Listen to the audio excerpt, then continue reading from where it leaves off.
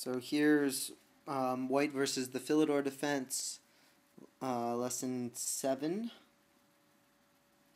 Okay, so e4, e5, knight f3, d6, d4, e takes d4, knight takes d4, f6, knight c3, bishop e7, knight, g3, kingside castle, bishop g2, bishop g4.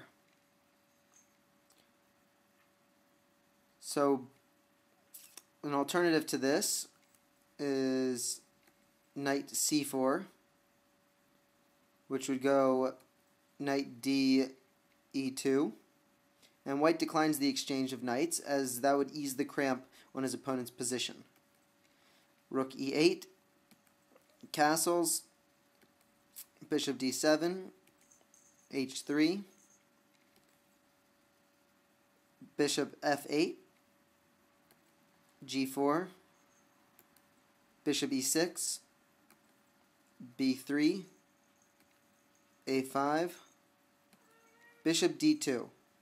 And White has completed his preparations and is ready to turn the screw on the king side with f2 f4 to f4 and knight g3 and subsequent g4 g5 and f4 f5 will push back the black pieces.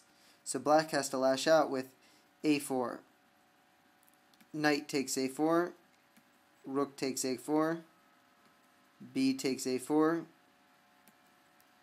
bishop c4, rook e1, knight takes e4, but after knight d4, he didn't have enough for the exchange. So let's go back. Okay, we see here bishop g4, attacking the queen. Queen d2, queen c8, h3,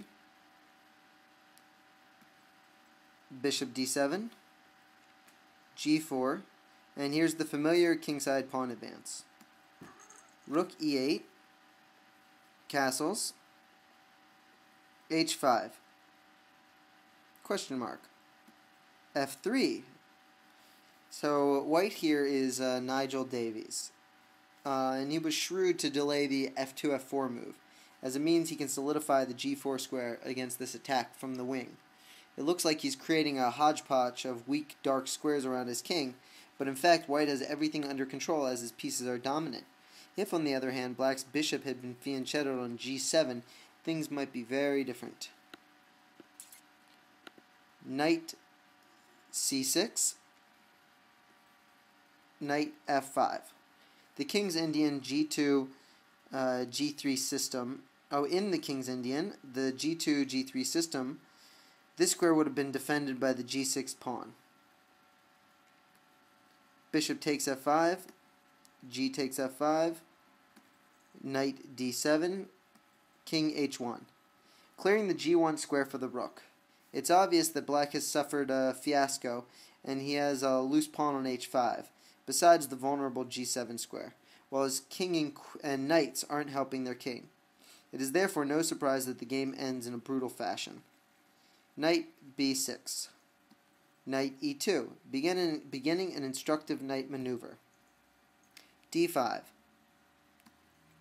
knight g3, h4, knight h5, queen d8, knight takes g7, exclamation point. And here, bishop g5. So let's say, what would happen if the play was king takes g7? So then, queen h6 check, protected by the bishop. King g8, and rook g1, followed by a lethal discovered check of bishop f1 check.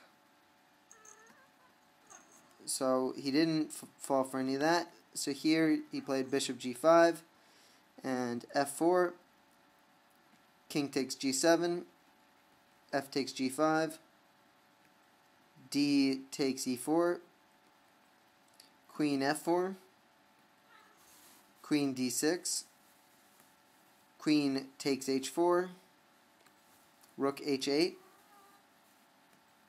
f6 check, king g8, queen takes e4, queen d7, bishop f4, rook g8, and queen d3.